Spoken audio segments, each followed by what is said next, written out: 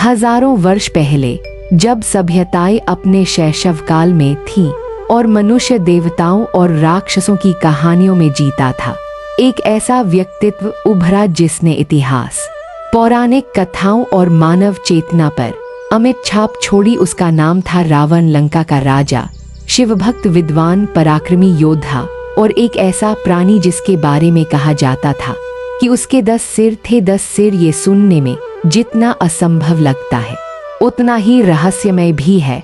क्या वाकई किसी मनुष्य के 10 सिर हो सकते हैं, या फिर ये किसी गहरे दार्शनिक, वैज्ञानिक या आध्यात्मिक सत्य का प्रतीक था?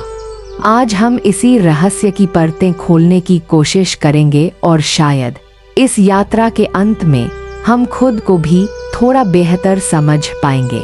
जब भी रावण का नाम लिया जाता है, सबसे पहले जो छवि मन में उभरती है वो है 10 सिरों वाली एक विशालकाय आकृति की। ये छवि सदियों से हमारे मंदिरों की दीवारों पर, प्राचीन पांडुलिपियों में, लोककथाओं में और रामलीला के मंचों पर जीवित रही है। लेकिन क्या ये सिर्फ एक कलात्मक अभिव्यक्ति थी, या इसके पीछे कोई गहरा अर्थ छिपा था? रावण के व्यक्तित्व को समझने के लिए हमें उस समय में लौटना होगा जब वाल्मीकि ने रामायण की रचना की थी। वाल्मीकि रामायण में, जो रामायण का सबसे प्राचीन और प्रामाणिक संस्करण माना जाता है, रावण को दशानन या दशग्रीव कहा गया है। दशानन का अर्थ होता है 10 मुखों वाला और दशग्रीव का अर्थ है 10 गर्दनों वाला। लेकिन ये शब्द क्या शाब्दिक थे या प्रतीकात्मक? इस पर विद्वानों में सदियों से बहस चलती आई है। पद्म पुराण में एक कथा मिलती है जो रावण के 10 सिरों की उत्पत्ति को एक अलग नजरिए से देखती है। कहा जाता है कि रावण ने भगवान शिव को प्रसन्न करने के लिए कठोर तपस्या की थी। हजारों वर्षों तक वो एक ही स्थान पर खड़ा रहा, बिना अन्न जल के। लेकिन जब शिव प्रकट नहीं हुए तो उसने अपना एक सिर काटकर अग्नि में समर्पित कर दिया, फिर दूसरा, फिर तीसरा। इस तरह उसने 9 बार अपना सिर काटा। हर बार एक नया सिर उग आता था, लेकिन पुराने सिर भी गायब नहीं होते थे। जब वो 10वां सिर काटने वाला था, तब शिव प्रकट हुए और उसे वरदान दिया। इस कथा में रावण के 10 सिर उसकी अटूट भक्ति, त्याग और दृढ़ संकल्प के प्रतीक बन जाते हैं। हर सिर एक बलिदान का प्रतीक था, एक समर्पण का चिन्ह। लेकिन क्या ये सिर्फ एक आध्यात्मिक रूपक था, या इसमें कुछ और भी था? शिव पुराण में रावण को एक महान शिव भक्त के रूप में चित्रित किया गया है। उसने शिवतांडव स्तोत्र की रचना की, जो आज भी संस्कृत साहित्य की सबसे शक्तिशाली रचनाओं में से एक मानी जाती है। कहा जाता है कि जब रावण ने कैलाश पर्वत को उठाने की कोशिश की और शिव ने अपने पैर के अंगूठे से पर्वत को दबा दिया, तब रावण ने अपनी वीणा की नसों के स्थान पर अपनी ही नसें निकालकर संगीत की रचना की और शिव की स्तुति की। इस घटना के बाद शिव ने उसे रावण नाम दिया, जिसका अर्थ है वो जो गर्जना करता है। इस कथा में रावण का चरित्र बहुआयामी हो जाता है। वो सिर्फ एक राक्षस नहीं रह जाता, बल्कि एक समर्पित साधक, एक कवि, एक संगीतकार और एक दार्शनिक बन जाता है। तो क्या उसके 10 सिर इन्हीं विविध गुणों के प्रतीक थे? प्राचीन भारतीय परंपरा में संख्या 10 का विशेष महत्व रहा है।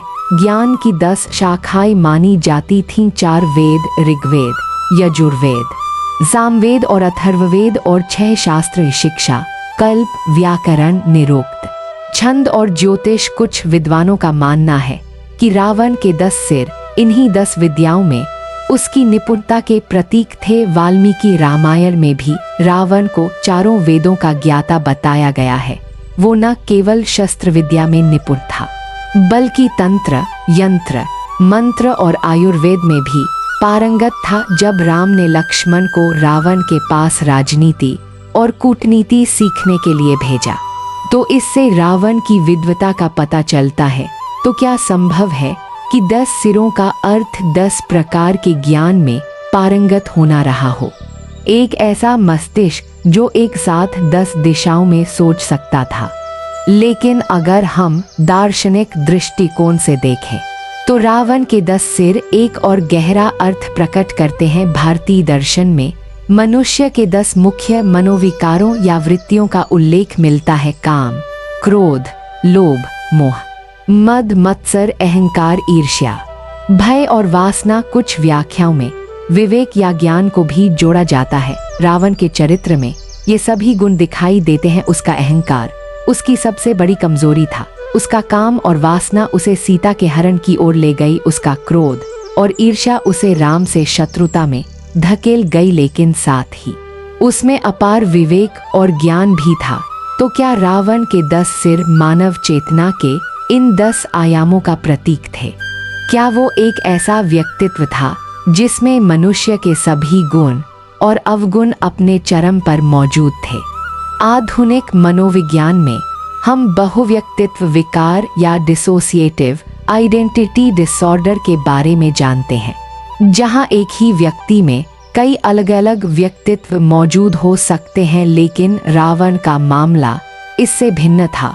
वो एक खंडित व्यक्तित्व नहीं था, बल्कि एक समग्र व्यक्तित्व था जिसमें अनगिनत आयाम थे। आज के संदर्भ में हम ऐसे व्यक्ति को पॉलीमैथ कह सकते हैं। एक ऐसा व्यक्ति जो कई क्षेत्रों में विशेषज्ञ हो। लेकिन प्राचीन काल में जब ऐसी अवधारणाओं के लिए शब्द नहीं थे, तब शायद 10 सिरों का प्रतीक सबसे उपयुक्त तरीका था ऐसे व्यक्तित्व को दर्शाने का।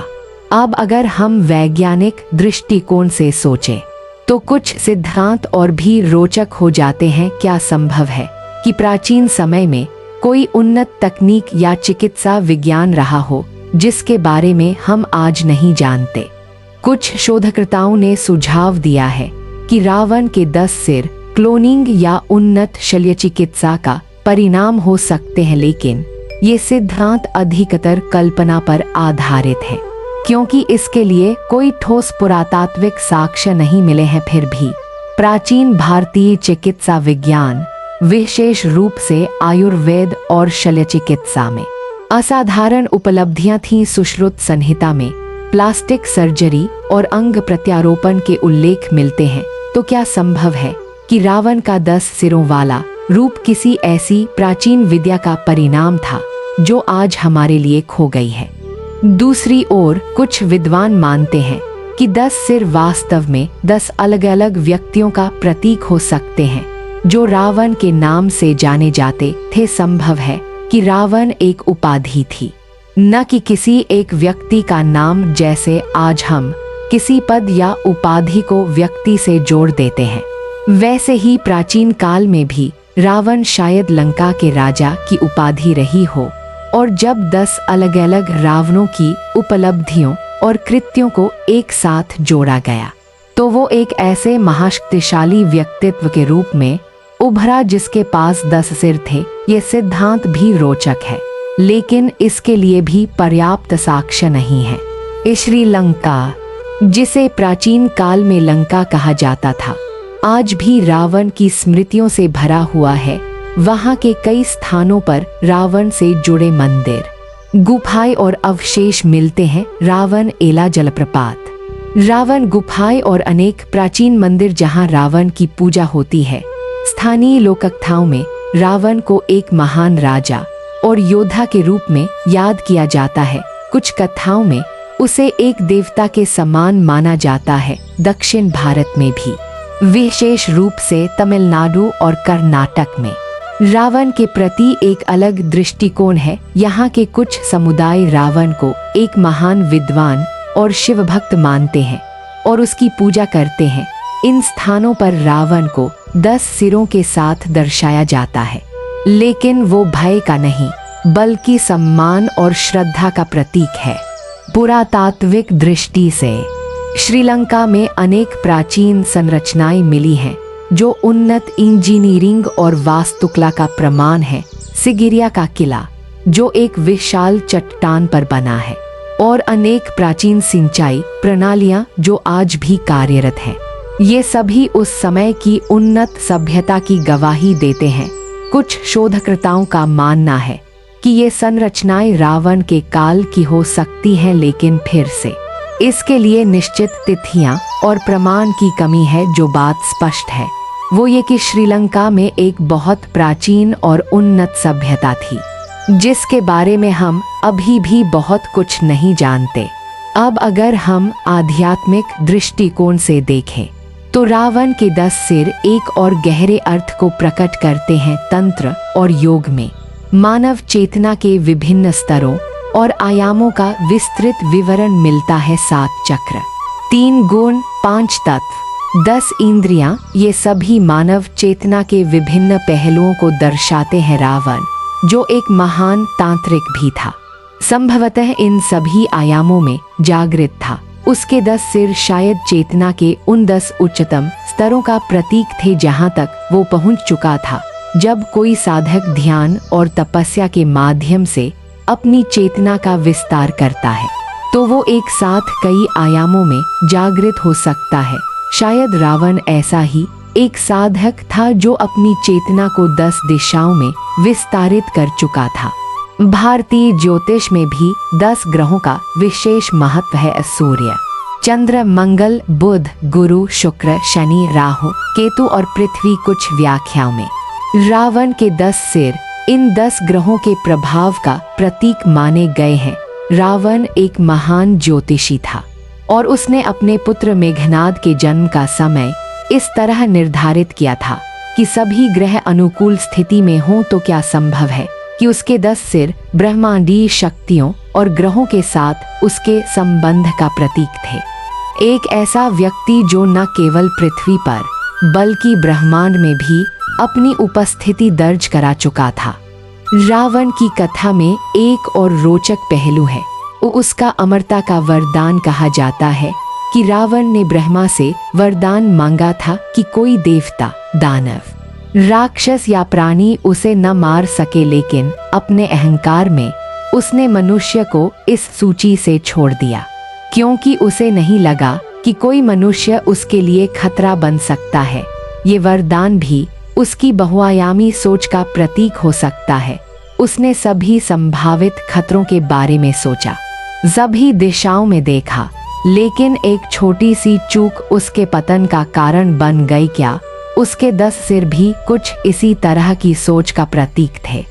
10 दिशाओं में देखने की क्षमता, लेकिन फिर भी एक अहंकार जो सबसे ऊपर था। जब राम और रावण का युद्ध हुआ तो वो केवल 2 व्यक्तियों का युद्ध नहीं था, वो धर्म और अधर्म के बीच, विनम्रता और अहंकार के बीच, और मानवता और राक्षसत के बीच का युद्ध था। लेकिन रावण का चरित्र इतना सरल नहीं था कि उसे केवल खलनायक की भूमिका में रखा जा सके। उसमें अनेक गुण थे जो प्रशंसनीय थे। उसकी विद्वता, उसकी भक्ति, उसका साहस और उसकी प्रशासनिक क्षमता। लंका को उसने एक समृद्ध और शक्तिशाली राज्य बनाया था। सोने की लंका की कल्पना आज भी हमारे मन में एक चमत्कारी नगरी की छवि उत्पन्न करती है। तो रावण वास्तव में कौन था? एक महान राजा जो अपने अहंकार का शिकार हो गया, या एक बहुआयामी व्यक्तित्व जिसमें देवत्व और राक्षसत दोनों समान रूप से मौजूद थे?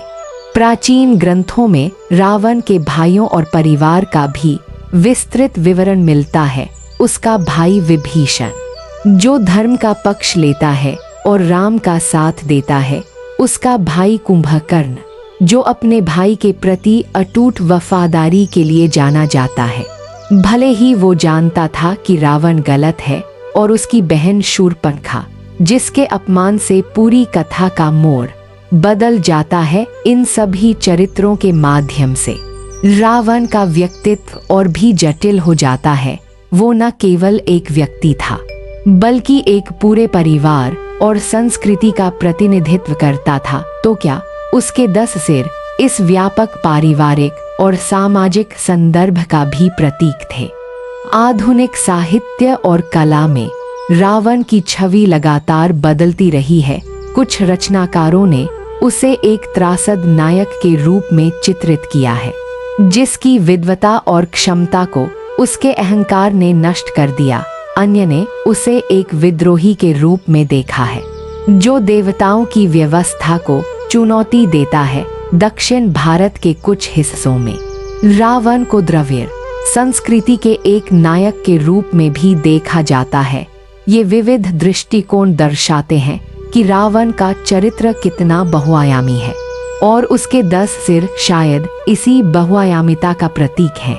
जब हम विभिन्न संस्कृतियों में 10 का प्रतीक देखते हैं तो पाते हैं कि ये एक विशेष संख्या रही है। यहूदी परंपरा में 10 आज्ञाएं हैं। इस्लाम में रमजान के आखिरी 10 दिनों को विशेष महत्व दिया जाता है। बौद्ध धर्म में 10 पारमिताएं या पूर्णताएं हैं, तो 10 की संख्या में कुछ सार्वभौमिक है। पूर्णता, समग्रता और संपूर्णता का प्रतीक रावण के 10 सिर भी शायद इसी पूर्णता का प्रतीक थे। एक ऐसा व्यक्तित्व जो अपनी सभी संभावनाओं को प्राप्त कर चुका था, अच्छे और बुरे दोनों। अब जब हम इस यात्रा के अंत की ओर आ रहे हैं तो एक प्रश्न बार बार मन में उठता है कि क्या रावण वास्तव में 10 सिर वाला था? क्या कोई मनुष्य या प्राणी शारीरिक रूप से 10 सिरों के साथ जी सकता है? विज्ञान कहता है कि ये जैविक रूप से लगभग असंभव है। मस्तिष्क और तंत्रिका तंत्र की जटिलता को देखते हुए 10 अलग अलग सिरों को एक शरीर में कार्यशील रखना अत्यंत कठिन होगा। लेकिन फिर भी प्रकृति में हम असाधारण चीजें देखते हैं। जुड़वा बच्चे जो एक शरीर साझा करते हैं, 2 सिर वाले सांप और अन्य विकृतियां। तो क्या संभव है कि रावण एक ऐसी दुर्लभ विकृति का उदाहरण था?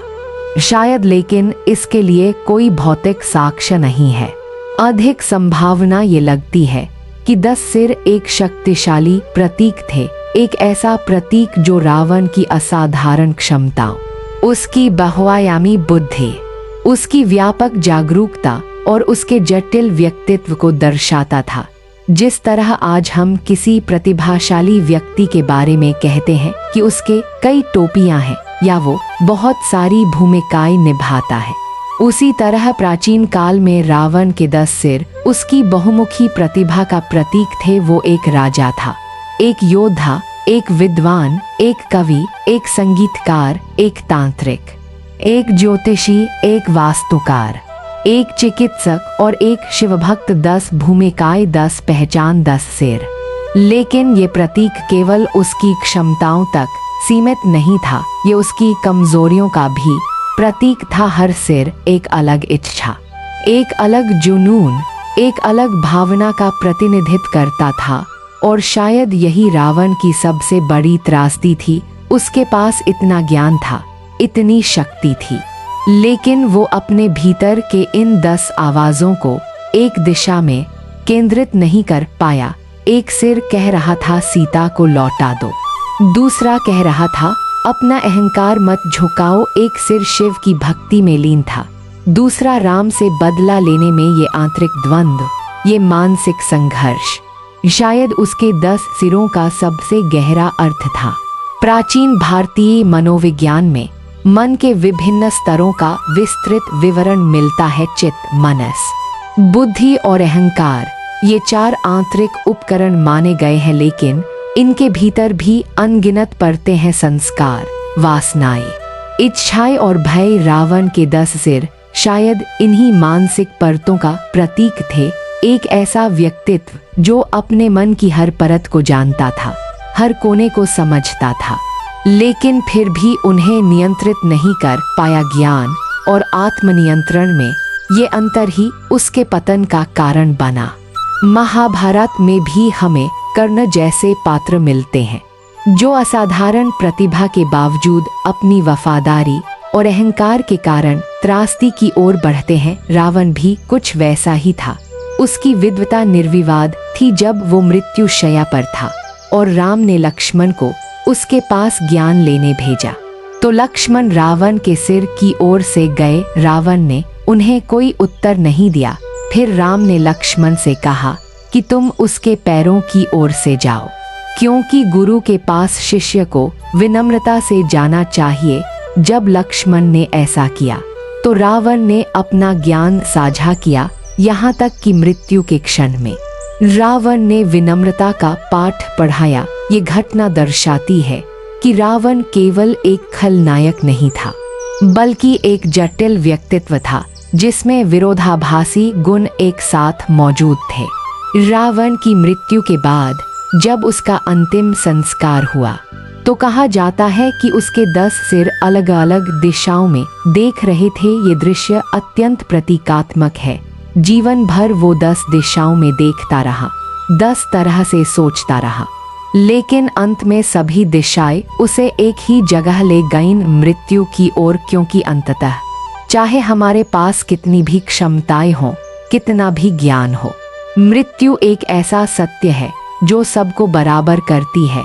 रावण के 10 सिर उसे अमर नहीं बना सके, उसकी विद्वता उसे विनाश से नहीं बचा सकी, क्योंकि अंत में जो मायने रखता है वो है धर्म, विनम्रता और मानवीय मूल्य। आज हजारों वर्षों बाद रावण का नाम और उसके 10 सिर की छवि जीवित है। हर साल दशहरे पर भारत भर में रावण के पुतले जलाए जाते हैं और हर बार वो 10 सिर फिर से राख हो जाते हैं, लेकिन अगले साल वो फिर से खड़े हो जाते हैं। ये चक्र एक गहरे सत्य को दर्शाता है।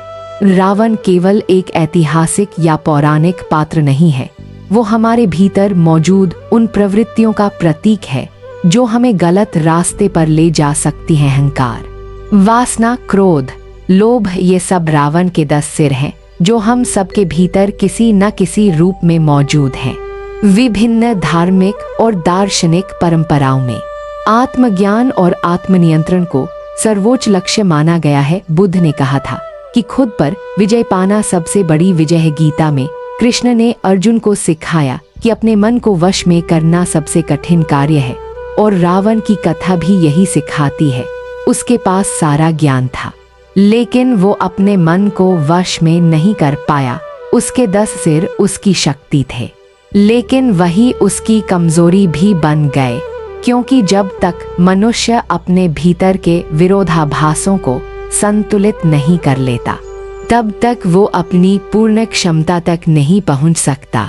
आधुनिक न्यूरोसाइंस ने भी मस्तिष्क की जटिलता को समझने में महत्वपूर्ण प्रगति की है। हम जानते हैं कि मस्तिष्क के विभिन्न हिस्से विभिन्न कार्यों के लिए जिम्मेदार हैं। भावनाओं, तर्क, स्मृति, रचनात्मकता सभी अलग अलग क्षेत्रों में संसाधित होते हैं। क्या संभव है कि प्राचीन ऋषियों और विद्वानों को इसकी कुछ समझ थी? और क्या रावण के 10 सिर मस्तिष्क के इन विभिन्न कार्यों का एक प्रतीकात्मक प्रतिनिधित्व थे? एक ऐसा व्यक्ति जिसने अपने मस्तिष्क की सभी क्षमताओं को जागृत कर लिया था। विज्ञान और अध्यात्म के बीच ये सेतु अत्यंत रोचक है, और शायद आने वाले समय में हमें इसके और भी प्रमाण मिले। दुनिया भर में विभिन्न संस्कृतियों में बहुसिर वाले देवताओं और प्राणियों की कल्पनाएं मिलती हैं। यूनानी पौराणिक कथाओं में हाइड्रा नामक एक बहुसिर वाला सर्प था। हिंदू धर्म में ही ब्रह्मा के 4 सिर हैं। कार्तिकेय के 6 मुख हैं। बौद्ध धर्म में अवलोकितेश्वर के 11 सिर हैं। ये सभी प्रतीक दिव्यता, ज्ञान और व्यापक जागरूकता के संकेत हैं। रावण के 10 सिर भी इसी परंपरा का हिस्सा हैं, लेकिन एक महत्वपूर्ण अंतर है। जहां अन्य देवताओं के बहुसिर उनकी दिव्यता का प्रतीक है, वहीं रावण के 10 सिर उसकी मानवीयता का प्रतीक हैं, उसकी सीमाओं का, उसके संघर्षों का, उसके विरोधाभासों का। रावण की कथा में एक और महत्वपूर्ण पहलू है, और उसकी पत्नी मंदोदरी। मंदोदरी को पंचकन्याओं में से एक माना जाता है, और वो अत्यंत बुद्धिमान और धर्मपरायण थी। कई बार उसने रावण को समझाने की कोशिश की कि सीता को लौटा दे, लेकिन रावण ने नहीं सुना। ये दर्शाता है कि रावण के 10 सिरों में से शायद एक सिर सही और गलत के बीच के अंतर को जानता था, लेकिन बाकी 9 सिरों की आवाज इतनी तेज थी कि वो एक आवाज दब गई। हम सबके जीवन में ऐसे क्षण आते हैं जब हम जानते हैं कि क्या सही है, लेकिन हमारे भीतर की दूसरी आवाजें हमें गलत रास्ते पर ले जाती हैं। रावण की ये मानवीय कमजोरी उसे हमारे और करीब लाती है। जब हम रावण के जीवन के विभिन्न पहलुओं को देखते हैं तो एक चीज स्पष्ट होती है, वो एक असाधारण व्यक्तित्व था, चाहे हम उसे नायक माने या खलनायक। इस बात से इनकार नहीं किया जा सकता कि वो सामान्य नहीं था। उसकी उपलब्धियां विस्मयकारी थीं। उसने लंका को स्वर्ण नगरी बनाया, जहां समृद्धि और कला दोनों फले फूले। उसने शिव को प्रसन्न किया और अनेक वरदान प्राप्त किए। उसने तीनों लोकों में अपना प्रभाव स्थापित किया, लेकिन अंत में उसका अहंकार उसका सबसे बड़ा शत्रु बन गया और शायद उसके 10 सिर इसी अहंकार का सबसे बड़ा प्रतीक थे। एक व्यक्ति जो खुद को सबसे ऊपर मानता था, जो मानता था कि वो 10 दिशाओं में देख सकता है और हर चीज को नियंत्रित कर सकता है। प्राचीन भारतीय शिक्षा प्रणाली में विद्या और विनय को सम्मान महत्व दिया गया था। ज्ञान के बिना विनम्रता अपूर्ण है, लेकिन विनम्रता के बिना ज्ञान खतरनाक है। रावण के पास ज्ञान था, लेकिन विनम्रता की कमी थी। उसके 10 सिर भले ही 10 विद्याओं के प्रतीक थे, लेकिन उनमें से किसी में भी विनम्रता नहीं थी और इसीलिए अंत में एक साधारण मनुष्य राम ने उसे पराजित कर दिया। राम के पास 10 सिर नहीं थे, लेकिन उनके पास एकाग्रता थी, उद्देश्य की स्पष्टता थी और सबसे बढ़कर धर्म था। आज की दुनिया में जहां हम मल्टीटास्किंग की बात करते हैं, जहां एक साथ कई काम करना एक गुण माना जाता है, रावण की कथा एक चेतावनी है। हाँ, बहुमुखी प्रतिभा महत्वपूर्ण है, लेकिन अगर हम अपनी ऊर्जा को बिखेर दें, अगर हम एक साथ 10 दिशाओं में भागने लगे, तो हम कहीं भी नहीं पहुंचेंगे। रावण के 10 सिर उसकी शक्ति भी थे और उसकी कमजोरी भी, क्योंकि कभी कभी एक दिशा में केंद्रित एक मन 10 दिशाओं में बिखरे 10 मनों से अधिक शक्तिशाली होता है। रावण की कथा हमें ये भी सिखाती है कि हर व्यक्ति में अच्छाई और बुराई दोनों मौजूद हैं। कोई पूरी तरह से अच्छा नहीं होता और कोई पूरी तरह से बुरा नहीं होता। रावण में अनेक सद्गुण थे, उसकी भक्ति, उसका ज्ञान, उसका साहस, लेकिन उसमें अवगुण भी थे, उसका अहंकार, उसकी वासना, उसका क्रोध और शायद उसके 10 सिर इसी द्वैत का प्रतीक थे, प्रकाश और अंधकार, ज्ञान और अज्ञान, देवत्व और राक्षसत्व, सब एक ही व्यक्तित्व में समाहित। विभिन्न कलाकारों और मूर्तिकारों ने रावण के 10 सिरों को अलग अलग तरीकों से चित्रित किया है। कुछ चित्रों में सभी 10 सिर एक जैसे दिखते हैं, कुछ में हर सिर की अलग अभिव्यक्ति है। कोई क्रोधित है, कोई शांत, कोई विचार मग्न, कोई मुस्कुराता हुआ। ये अलग अलग व्याख्याएं दर्शाती हैं कि रावण का व्यक्तित्व कितना जटिल और बहुस्तरीय था, और शायद इसीलिए हजारों वर्षों बाद भी हम उसके बारे में बात कर रहे हैं, उसे समझने की कोशिश कर रहे हैं। जब हम इस पूरी यात्रा को देखते हैं तो एक बात स्पष्ट हो जाती है, रावण के 10 सिर का रहस्य शायद कभी पूरी तरह से सुलझ नहीं सकता, क्योंकि ये केवल एक ऐतिहासिक या वैज्ञानिक प्रश्न नहीं है, ये एक दार्शनिक, आध्यात्मिक और मनोवैज्ञानिक प्रश्न है। ये मानव चेतना की जटिलता का, मानव व्यक्तित्व के विरोधाभासों का और मानव क्षमता की असीमितता का प्रतीक है। रावण वास्तव में 10 सिर वाला था या नहीं, ये उतना महत्वपूर्ण नहीं है। जो महत्वपूर्ण है वो ये है कि उसके 10 सिर हमें क्या सिखाते हैं। वो हमें सिखाते हैं कि ज्ञान के साथ विनम्रता होनी चाहिए, कि शक्ति के साथ जिम्मेदारी होनी चाहिए, कि बहुमुखी प्रतिभा के साथ केंद्रित उद्देश्य होना चाहिए, और सबसे बढ़कर कि हमें अपने भीतर के विरोधाभासों को संतुलित करना सीखना चाहिए। शायद रावण एक ऐसी चेतना थी जो 10 दिशाओं में एक साथ सोच सकती थी। शायद वो एक ऐसा व्यक्ति था जिसमें 10 प्रकार की विद्याएं निवास करती थीं। शायद वो एक ऐसा साधक था जो 10 आध्यात्मिक स्तरों तक पहुंच चुका था, या शायद वो बस एक मनुष्य था, एक असाधारण, जटिल विरोधाभासी मनुष्य जिसकी कहानी को समय ने एक प्रतीक में बदल दिया, एक ऐसा प्रतीक जो हमें याद दिलाता है कि हम सब अपने भीतर अनेक आवाजें, अनेक व्यक्तित्व, अनेक संभावनाएं लेकर चलते हैं और हमारी सबसे बड़ी चुनौती यह है कि हम इन सभी को एक साथ कैसे संभालें, कैसे संतुलित करें और कैसे सही दिशा में ले जाएं। रावण का रहस्य विज्ञान समझा सकता है या नहीं, ये अभी भी एक खुला प्रश्न है, लेकिन एक बात निश्चित है, ये रहस्य आज भी अध्यात्म के दायरे में है, दर्शन के दायरे में है और मानव अनुभव के दायरे में है, और शायद ये वहीं रहना चाहिए, क्योंकि कुछ रहस्य पूरी तरह सुलझने के लिए नहीं होते, वो हमें सोचने के लिए, प्रश्न करने के लिए और खुद को बेहतर समझने के लिए होते हैं। रावण के 10 सिर ऐसा ही एक रहस्य है, एक दर्पण जिसमें हम अपनी ही जटिलता, अपनी ही संभावनाएं और अपनी ही सीमाएं देख सकते हैं। और जब तक मनुष्य अपने आप को समझने की कोशिश करता रहेगा, तब तक रावण की कथा और उसके 10 सिरों का रहस्य जीवित रहेगा।